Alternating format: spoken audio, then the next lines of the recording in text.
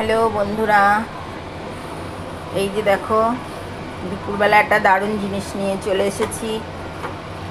বলো তো এটা কি কি বানাচ্ছি? দেখে একটু গেস করো, গেস করে বলো তো কি বানাচ্ছি।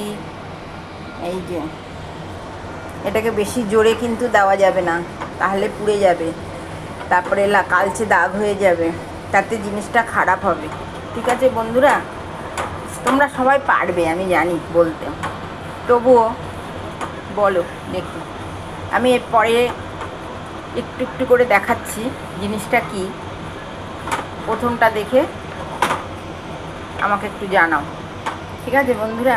এটাকে জোরে দেওয়া যাবে না, এটাকে এই দেখো ঢিমাজে চলছে, ঠিক আছে? এই যে দেখো ঢিমাজে, এটাকে আস্তে আস্তে করে পাক দিতে হবে, এটাও বলে দিলাম। এটা আস্তে আস্তে পাক দিতে হবে, এই যে এইভাবে। এখন এটাকে এখনও 5-7 মিনিট পাক দিতে হবে, তারপরে তোমাদের সামনে আবার আসছি।